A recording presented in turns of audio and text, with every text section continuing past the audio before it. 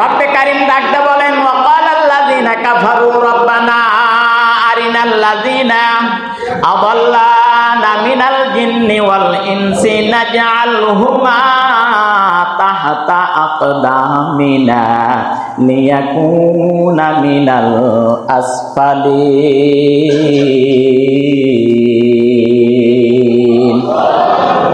রব্বে কারীমের দরবারে সেদিন এই গুনাহগার মানুষগুলা দরখাস্ত করবে, ফরিয়াদ জানাবে, আল্লাহ ওই সমস্ত লিডার, ওই সমস্ত নেতাকে আজকে আমার কাছে এনে দাও। আমি অপদস্থ হয়েছি, আমি লাঞ্ছনার শিকার হয়েছি।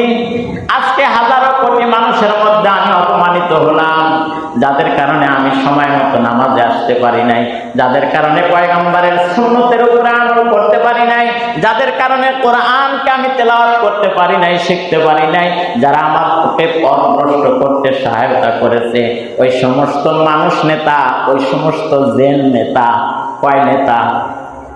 ওই সমস্ত মানুষ নেতা, ওই সমস্ত জেন নেতা, কয় নেতা? দুই শ্রেণীর নেতা।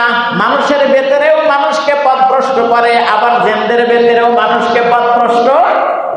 মানুষের ভেতরে যে সমস্ত নেতা আছে ওদের কথা আমরা সচক্ষে দেখতে পারতেছি, তাদের পদস্খ অনুসরণ করতেছি, তার আখলাক সম্পর্কে আমি জানতেছি, তার চরিত্র সম্পর্কে আমি জানতেছি, তার চাল চলন আচার আচরণ কথাবার্তা কেমন সব কিছু আমি জানতেছি।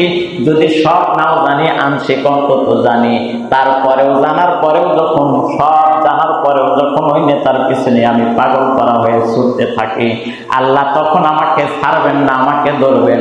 তুই যাই না শুনে বুঝে কেন এরকম একটা নেতার পিছনে নি, তোরে তো উচিত ছিল দিনদার পরহেজগার মুত্তাকিনের পথ অবলম্বন করা, কেন করতে পারস নাই? তখন ওই নেতাকে আহ্বান করবে, আজকে আসো, তাকে ধরো। ওরা বলতেছে পা দিয়ে লাথি মেরে এই সমস্ত নেতার আনুগত্যকারীরা জাহান্নামের দিকে যাবে।